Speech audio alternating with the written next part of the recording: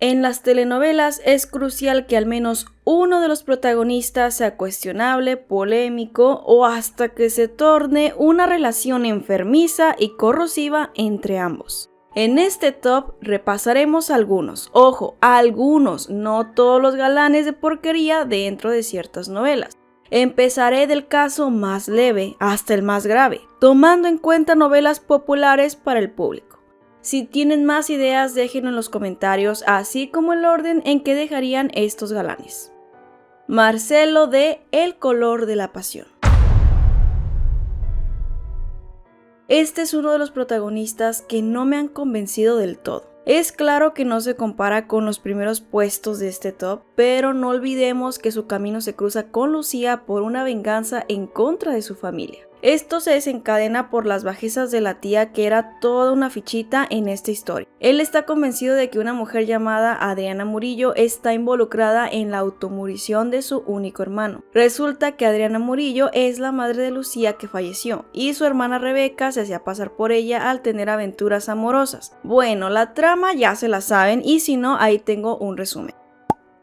El punto es que Marcelo en su venganza tiene un rompecabezas incompleto, que le lleva a entablar un breve y superficial romance con la tía de Lucía para consumar su venganza.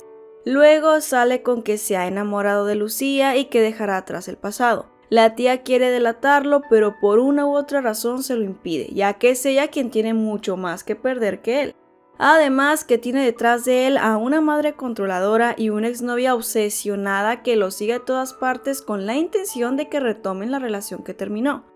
Es que se me olvidaba decirles que este Marcelito no tenía problemas para ilusionar a Daniela una y otra vez antes de conocer a Lucía y después de esto. Era lo que se conoce como su peor es nada. Y en cuanto se dice que está enamorado de Lucía, pues bota a su ex y regresa con ella en un punto donde pretende olvidarse de Lucía por los múltiples conflictos que tienen.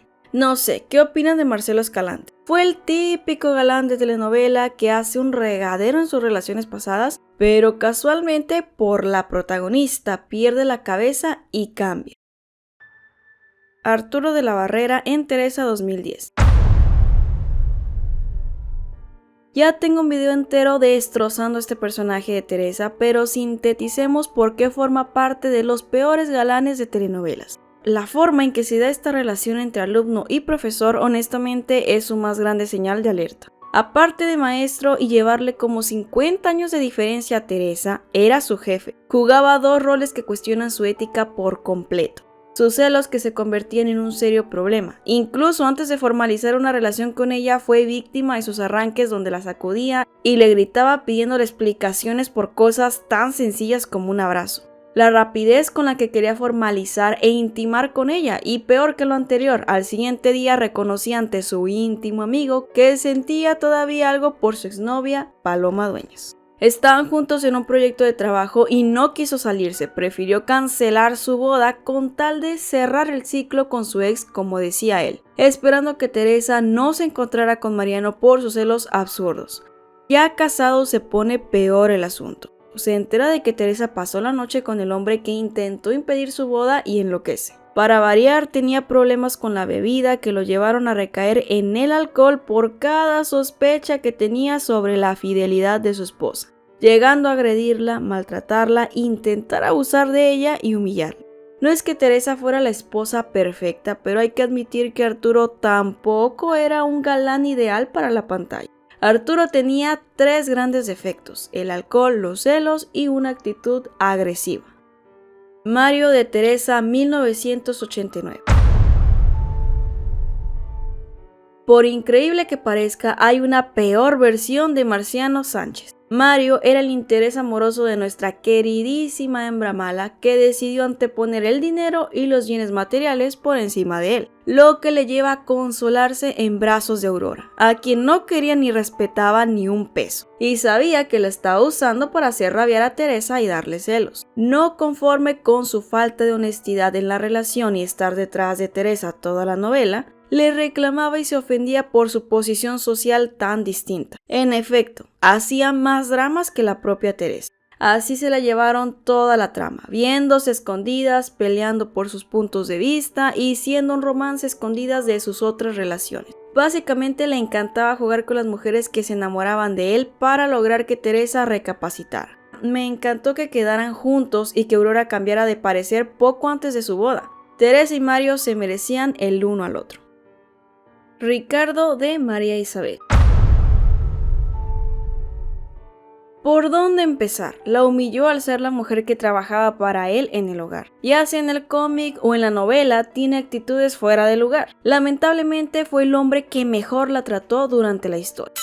María Isabel vivió bajo la sombra por un largo tiempo. Se enamoró de otra mujer y al poco de haberse casado tuvo un amante. Repentinamente asegura estar perdidamente enamorado de María Isabel, al descubrir la bondad que había en ella y al mismo tiempo la quiere transformar en una mujer de sociedad, sin aceptarla tal y como es con su origen y personalidad, poniendo sus ojos en otra. Apenas si estaban formando un hogar cuando ya tenía un amante. María Isabel habló con él, se sinceró en cuanto a la inseguridad que le daba la presencia de esta mujer en sus vidas, y Ricardo se hizo de la vista gorda. Le ocultó una doble vida y mostró interés nuevamente cuando la vio perdida. Y es que en la propia novela, cómic o película romantizan esta infidelidad con el argumento de que se dejó llevar, pero que al darse cuenta que perdería a su esposa cayó en cuenta de sus verdaderos sentimientos y triunfó el verdadero amor. Sobra decir que pese a todo no es la peor parte de la trágica historia de vida de María Isabel, fue uno más del montón que pisoteó su autoestima. Juan Carlos Caballero de Por ella soy Eva.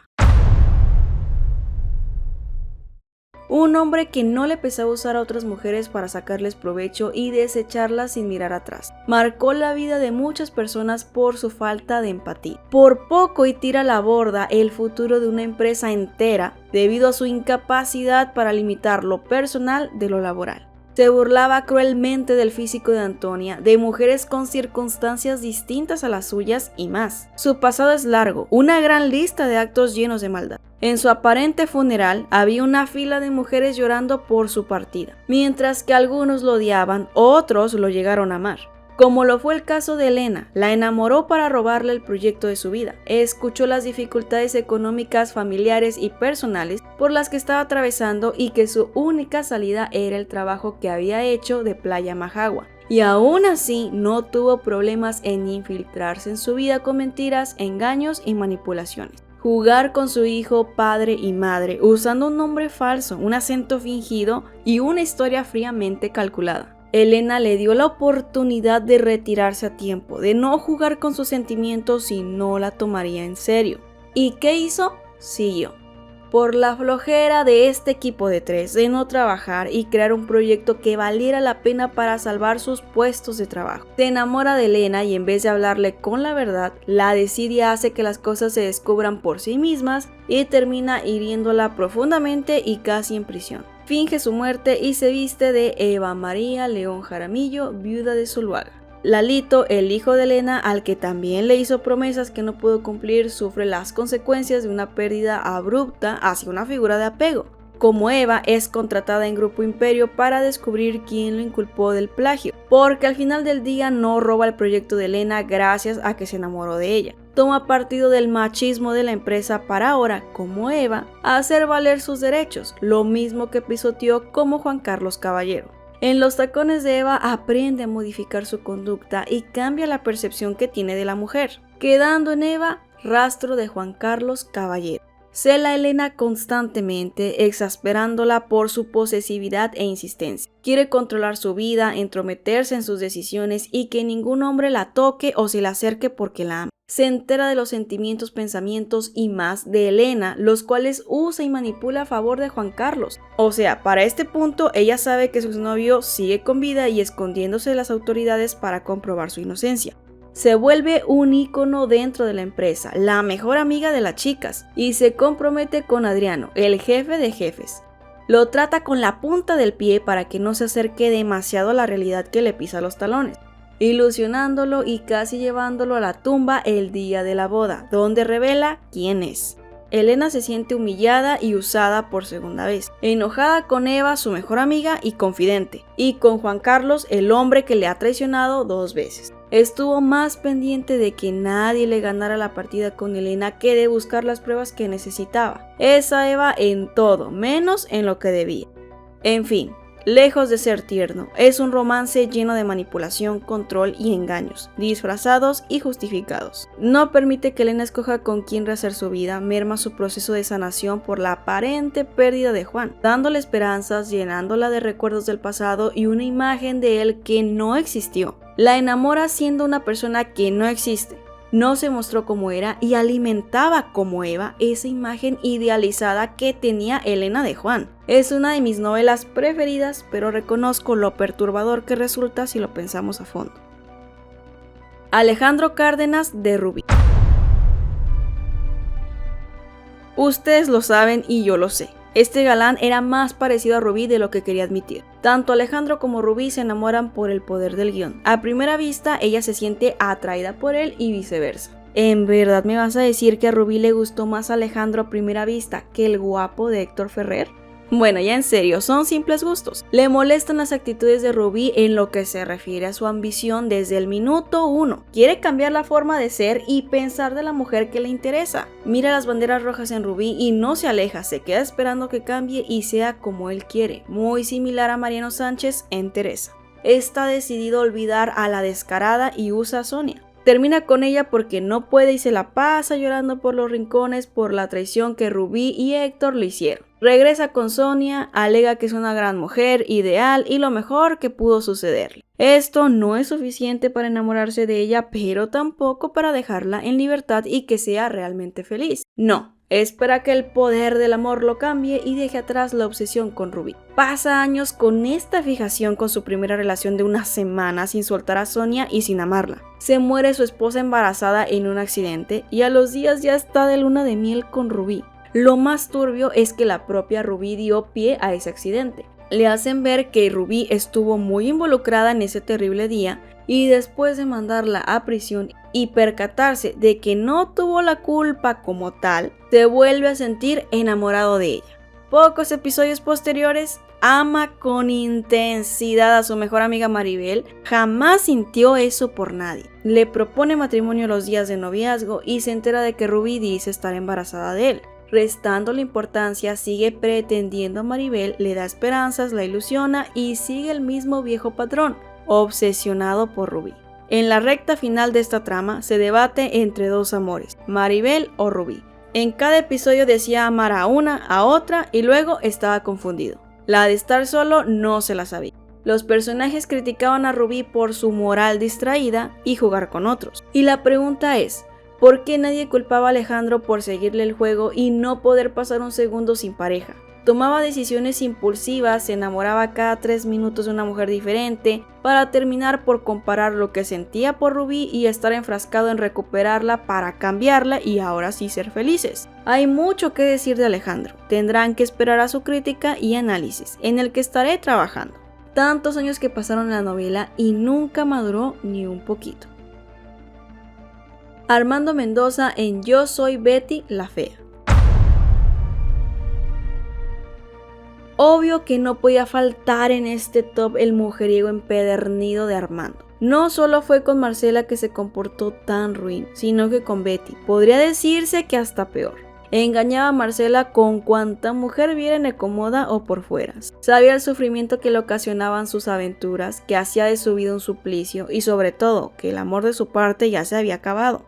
No lo habló de frente, se escondió en conductas negativas y dolorosas que le hicieron perder valiosos años de vida. Sin empatía la usó para escalar profesionalmente y se comprometió a algo que sabía muy bien que no podría cumplir. Le paseaba a sus amantes descaradamente, perdiendo total contacto con el respeto. Ella estuvo en su momento más bajo y difícil, sin reproches y límites. En cuanto vio regresar a la mujer que decía amar, la buscó sin meditar en el dolor que le traería a Marcela. Ni por agradecimiento o vergüenza le tuvo una mínima consideración o gesto de amabilidad. Depositaba la culpa en ella por sus malas decisiones y la botó definitivamente de su vida. Y si hablamos de Betty, bueno, se nos va el video entero. También la usó para mantener su puesto como presidente. Se aprovechó de los sentimientos de Betty por él, fingiendo un amor que no sentía, le daba repulsión besarla y tenía que recurrir a una fotografía de una supermodelo para cumplir con su objetivo. Se escondía de las personas al convertirla en su amante y avergonzarse de su físico. Le exigía que encubriera sus malos manejos y negocios sucios, valiéndose de la vulnerabilidad e ilusiones de Betty. Planeaba casarse con Marcela, divorciarse al pasar unos días y que Betty lo esperara lejos. Jugar con dos mujeres que lo amaban con tal de no trabajar. Compartía con su colega Mario los detalles de sus engaños, se burlaba de lo que juntos maquinaban para manipularla y ni siquiera, al oír las malas experiencias que marcaron su vida, dejaron a un lado sus motivaciones. Al ser descubierto por una carta horrible donde su mejor amigo estaba enterado de todo y se mofaba de las asquerosidades que le hicieron, se enojó por la reacción de su amante, por haberlo delatado, irse lejos y hasta la acusó de querer robar su empresa. Cayó en conductas peligrosas y se refugió en brazos de Marcela, renegando de Betty. Al regreso de esta se le olvida lo que Marcela hizo por él y el amor que le tenía, celando a Betty, paseándose con otra mujer y ofendiéndose por el rechazo de su expareja. Se interpuso en su relación con Michel, un francés que tenía la finalidad de formalizar con Betty y llevarla lejos a un buen puesto de empleo.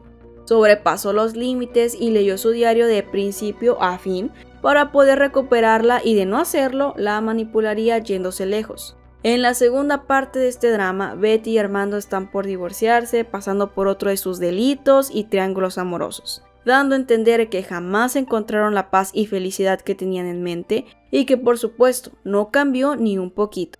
Faltan algunos días para seguirle la pista a las fechorías de Armando Mendoza. ¿Qué opinan? ¿Qué creen que va a pasar? Alejandro de Rubí versión historieta. Agrego a Alejandro del cómic de Rubí por la falta de responsabilidad de sus actos. Se obsesiona con ella y cae en una relación destructiva. Lo lleva a cometer errores irreparables y fallarse a sí mismo. Sorprendentemente no admite ser culpable, toma a Rubí como la mala del cuento que es, responsable de las acciones y consecuencias que él ha elegido. Eso es lo que puedo decir de su personaje. Tanto en la novela como en la historieta, Rubí juega el papel de villana, que sí, se ganó a pulso, pero eso no es un boleto abierto para las malas acciones de otros personajes. Muy parecido al efecto de la telenovela de Teresa. Algunos respaldan las conductas de Teresa, de Rubí, y otros las repudian, al grado de culparlas por cada desgracia ocurrida. José Luis Álvarez de Lo que la vida me robó. Uno de los galanes dentro del triángulo amoroso principal que genera mayor controversia. Un marinero que se enamora de Montserrat Mendoza, la hija de un hombre reconocido y prestigioso. Una familia que está inmersa en la ruina financiera y una madre cruel y avariciosa que está dispuesta a todo. Por ejemplo, vender a su hija a un hacendado con dinero. Dimitrio y Graciela separan a José Luis y Montserrat para siempre desde el momento en que lo envían a prisión inculpándolo de un crimen que no cometió. De ahí en adelante tiene que perseguir a su novia a una hacienda donde es prácticamente secuestrada, antes que dar la cara o haberle pedido permiso a su padre para establecer una relación de noviazgo. Se esconde tras la identidad de un capataz que falleció a manos de unos criminales, ocultando el cuerpo y usurpando su vida. Se casa con otra mujer que le ayuda a salir de los cargos legales que enfrenta, quien padece de cáncer y está a punto de perder la batalla. Este matrimonio no es más que la fachada, al saber que no la ama y el que José Luis siga buscando a Montserrat y velando por su bienestar. Se sacrifica por el futuro de la familia de su exnovia tras la muerte de su esposa Angélica. Va a la cárcel para pagar la condena del esposo de Montserrat. Hasta ahora podrán decir, pero ¿cómo está entre el top de peores galanes? José Luis decae aún más como personaje al salir de prisión. Se sumerge en una determinación enfermiza por recuperar su vida y eso incluye a la novia que perdió. Se casa con ella a base de engaños y comprándola. Le esconde que su esposo, al que sigue amando, está con vida, postrado en una cama de hospital. Lleva 7 años en coma y no hay esperanzas de que pueda levantarse. Adelanta la boda, la embaraza en la luna de miel para que no pueda separarse nunca. Y al confrontar a Alejandro después de despertar del coma y haber sido amante de Montserrat, lo encarcela como jefe de la policía. Mantiene en cautiverio a Montserrat, al hijo que tiene con Alejandro y al que espera. Contrata a un guardia que la sigue las 24 horas del día y hace recurrentes amenazas de muerte y automurición. La chantajea descaradamente y le niega su libertad. En un punto dado, intenta abusar de Montserrat en estado de embarazo sin lograrlo, afortunadamente. Jura venganza el día que ella se escapa y del coraje que siente, se transforma en un acosador que da miedo. Vigila a Montserrat, la observa en la bañera y la insulta apenas si la ve. Le dan una golpiza y ni así aprende, sigue tomando malas decisiones. Se lleva a su hija un fin de semana y no quiere regresarla a brazos de su madre, huyendo con ella sin dar aviso de su paradero, terminando por hospitalizar a su hija de gravedad al contraer una enfermedad. Solo así cambia el rumbo de su vida y elige superar los rencores, disculpándose con los protagonistas y salvando la vida de sus hijos en uno de los juegos macabros de Pedro Medina. Algunos lo consideran villano, otros inocente y víctima de la trama. ¿Tú qué opinas? Octavio Narváez de Corazón Indomable. Uno de los peores que podrían haberse escrito. Por mero capricho quiso molestar a su familia casándose con una mujer de escasos recursos y con cinismo la mantuvo bajo el mismo techo con la intención de incomodar y hacer rabiar a su hermano y cuñada. La propia Maricruz fue maltratada, humillada, acosada y daño colateral por parte de su desquiciada cuñada, que estaba empeñada en hacerle un daño irreversible como desquite por la deshonra que sentía al compartir vivencia con ella. Era la burla de quienes rodeaban a Octavio y permitió cada uno de los desplantes. La vio por la calle necesitada y sola, indefensa, sin maldad, y abusó de ella y su inocencia. Prometió que estaría junto a ella y velaría por su bienestar, para dejarla a su suerte y doblegada para recibir una última oportunidad, culpándola por su rechazo y sin aceptarla por su origen, anteponiendo su orgullo, vanidad y faltándole el respeto. Recordando que fue el mismo hombre que en un diálogo dijo "arriba el machismo". No sé en qué episodio fue y si alguien lo sabe, les suplico que lo deje acá abajo. Maricruz encuentra su verdadero origen, es hija de un hombre sumamente adinerado, su nombre es Alejandra y ahora quiere vengarse de quienes la lastimaron. Se enamora de Alejandra y entiende que se trata de la misma Maricruz a la que dañó y abandonó. Igual que otros personajes ya mencionados, no le gusta chambear y se casa con Simona, otra mujer con baja autoestima que está enamorada de él sin límite alguno. Le exigía dinero, se daba sus escapadas con Maricruz, pero vivía de la riqueza de la que gozaba Simona. Pero eso sí les digo, se atrevía a celar a Maricruz. Voy a ser honesta con ustedes, este tipo es un asco. ¿Cómo podría ser considerado un galán de telenovela?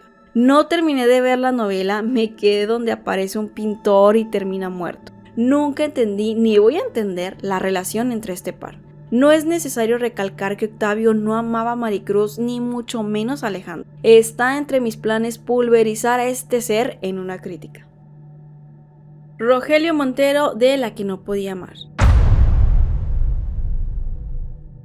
Todos los personajes dentro de la trama caen en el juego de Rogelio, mínimo los más relevantes. Se enemistan con él hasta su destrucción o llegan a amarlo pisoteando su seguridad y amor propio. Un accidente lo dejó marcado y amargado, es la verdad, no llore. Es caprichoso, orgulloso y soberbio. Quiere que Paula lo ame a como dé lugar y cueste lo que cueste. Orquesta un plan macabro en contra del hermano de Paula y presionándola de tal forma que no tiene más salida que aceptar su propuesta de matrimonio por conveniencia. Que forjen una imagen de esposos perfectos ante otros, sin intimidad o una relación genuina. Paula acepta sin ser consciente de que Rogelio tiene algunos planes de boda con otra mujer y a la par está preparando la suya. Humilla a la exnovia que lo dejó en el pasado al saber su estado de salud, terminando su compromiso frente a los invitados. Se casan y Paula es encerrada, controlada y vigilada por Rogelio.